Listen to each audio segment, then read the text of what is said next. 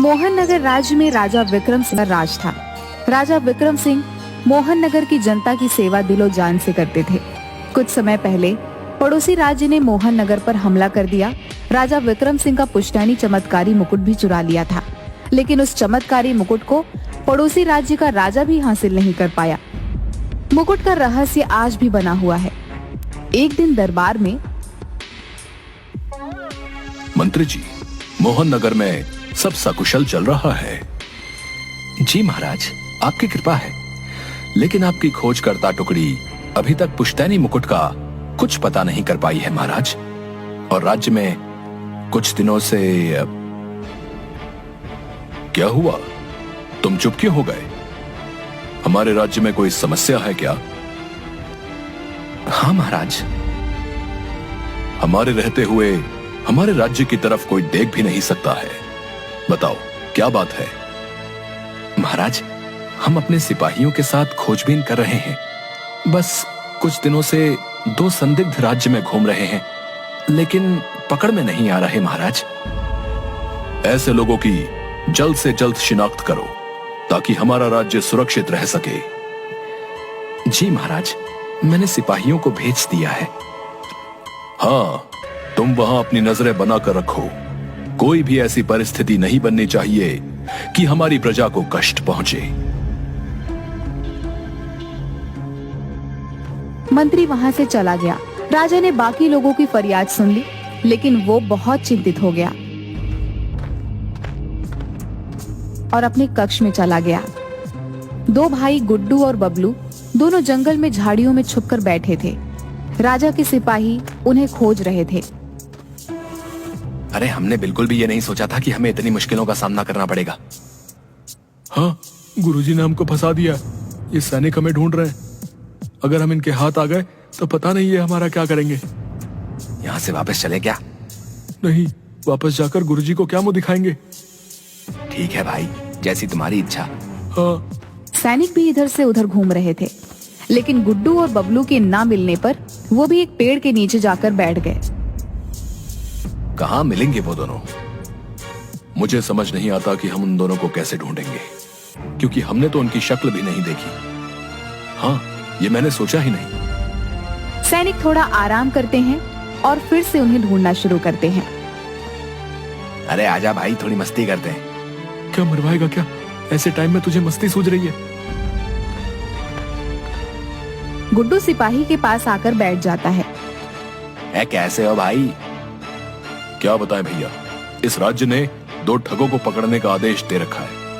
भाग भाग कर सांस चढ़ाई है। करे भी क्या भाई, काम तो काम रहा। जरा तनिक थोड़ा सा जल मिल जाता तो आराम मिल जाता। बहुत थक गए हैं हम लोग भी, भाग भाग कर हैं। हाँ हाँ भाई, क्यों नहीं, लो जल पियो। गुड्डू और बबलू दोनों जल पीकर,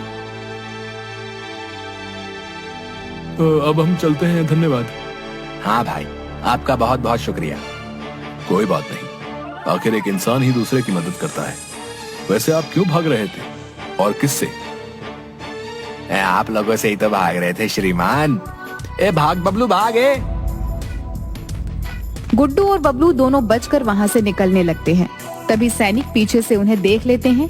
सैनिक उनके पीछे दौड़ते हैं, लेकिन तभी बबलू और गुड्डू को एक गुफा दिखती है। वो उसमें प्रवेश कर जाते हैं।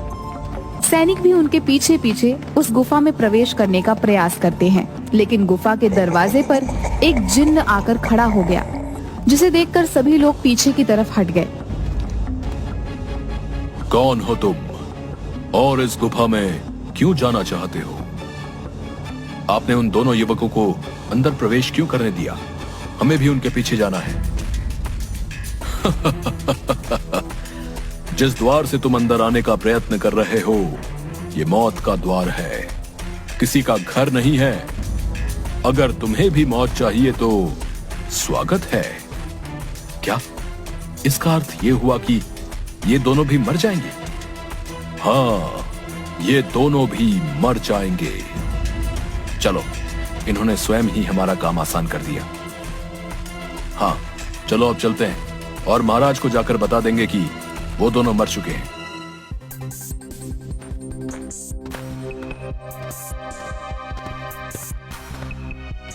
सिपाही वापस महल लौट गए और उसने मंत्री को जाकर सूचना दे दी कि अब दोनों मारे जा चुके हैं। सभी लोग बहुत खुश हुए। बबलू और गुड्डू दोनों गुफा के अंदर गए। गुफा बहुत डरावनी थी। दोनों बुरी तरीके से डर रहे थे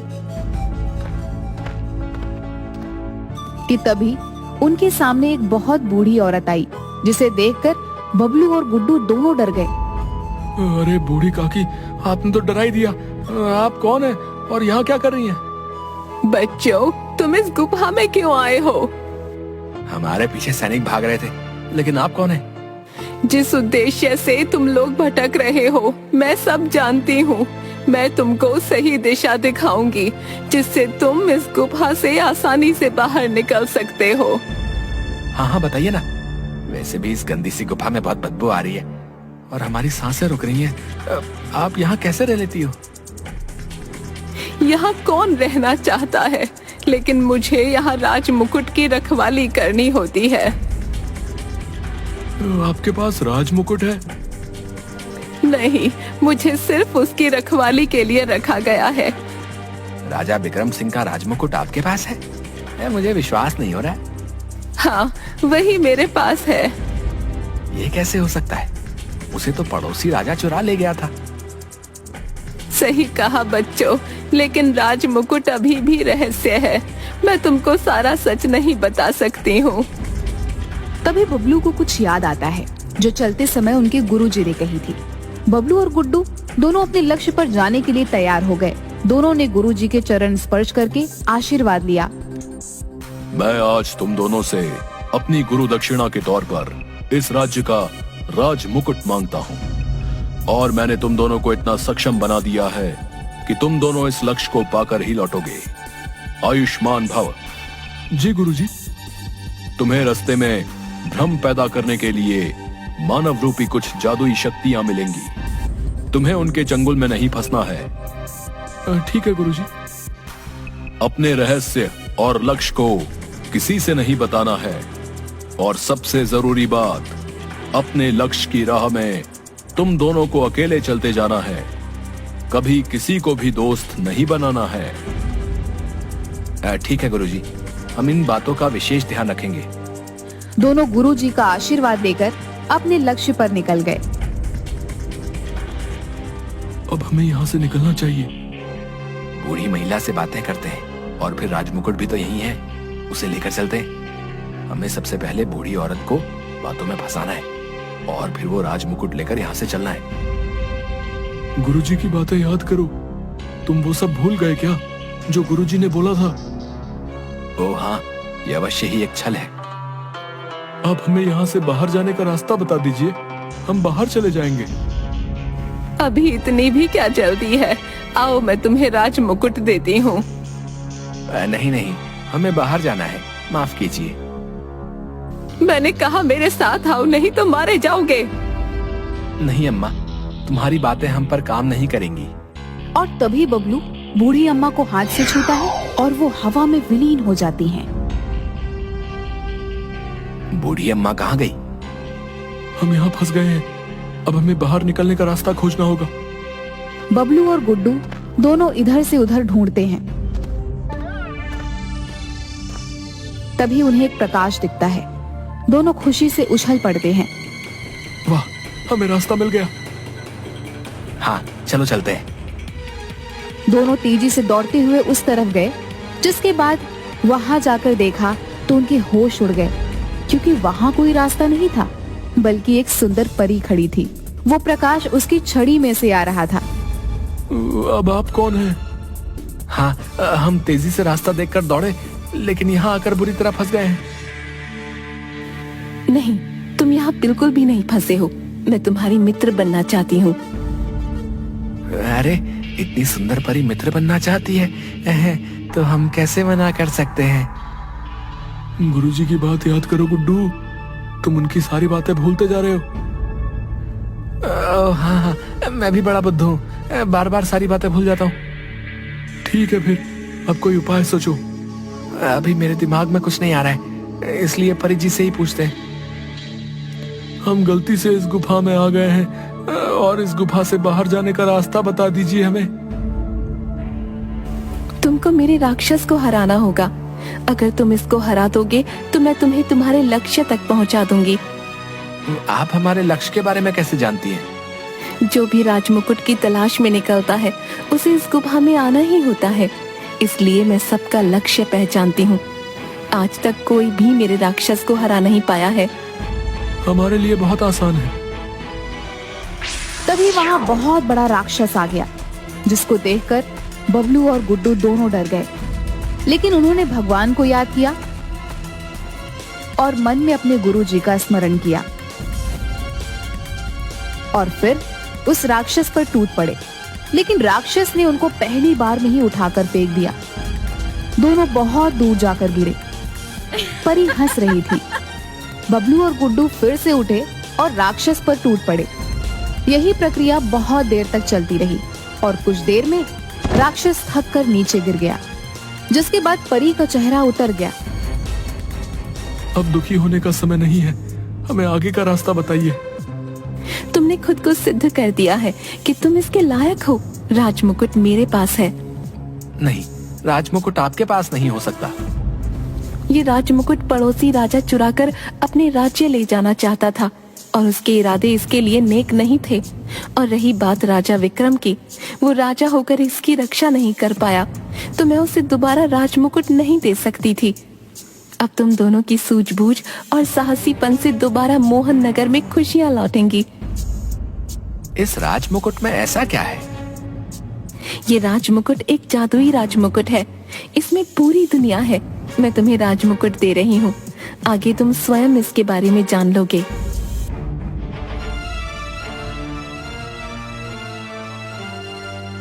परी ने एक राजमुकुट बबलू के हाथ में दे दिया, जिसके बाद वहां बहुत तेज प्रकाश आया। बबलू और गुड्डू की आंखें बंद हो गई। जब प्रकाश चला गया तब दोनों ने आंखें खोली तो वो बहुत हैरान हो गए, क्योंकि वहां से गुफा गायब हो चुकी थी और गुरुजी राजा के साथ सामने खड़े थे। बबलू और गुड्डू ने गुरुजी को प्रणाम किया। चारों तरफ एक नया राज्य था और वहाँ दूर दूर तक सोने जवाहरात फैले हुए थे। दोनों को अपनी आंखों पर विश्वास ही नहीं हो रहा था। तुमने ये कर दिखाया है, मुझे तुम दोनों पर बहुत गर्व है। परंतु गुरुजी, ये राजमुकुट का रहस्य ठीक से समझ नहीं आया। वर्षों पहले यहाँ के राजा पर बहुत हमले हुए, जिसके बाद उस समय के राजा ने अपने आसपास और अपना सारा खजाना जादुई राजमुकुट की मदद से छुपा दिया था। फिर उसके बाद जादुई परी ने राजमुकुट राजा विक्रम को सौंपा, लेकिन पड़ोसी राजा ने आक्रमण कर उसे लूट लिया। राजा विक्रम को नहीं पता था कि राजमुकुट कहां है। सिवाय मेरे ये कोई नहीं जानता था। इस लक्ष्य के लिए मुझे तुम दोनों से उचित कोई और नहीं लगा। आज इस राजमुकुट की वजह से मोहन नगर खुशहाल और समृद्ध होगा। गुरुजी, अब आगे क्या करना है? मैं तुमको राजमहल में उच्च पद पर बैठाऊंगा और आधा राज्य भी तुम दोनों को देता हूं। वो दिन याद करो जब तुम मेरे पास आए थे। गुरुजी अपने कुटिया में बैठे थे कि तभी वहां दौड़ते हुए बबलू और गुड्डू आ गए। क्या हुआ? तुम ऐसे क्यों हाँफ रहे हो? गुरुजी, हमें अपने यहाँ शरण दे दीजिए, हमारी रक्षा कीजिए गुरुजी। हाँ गुरुजी, हमें गांव वालों ने भगा दिया। लेकिन उन लोगों ने ऐसा क्यों किया? माँ बाप के गुजर जाने के बाद हम दोनों गांव वालों के यहाँ कुछ ना कुछ काम कर देते थे। सब हमें मनहूस कहकर बुलाते थे और आज हम पर चोरी करने का इल्जाम लगाकर बहुत मारा और गांव से बाहर कर दिया। अगर तुम्हारे अंदर सामर्थ्य होगा तो तुम सभी को जवाब दे सकते हो।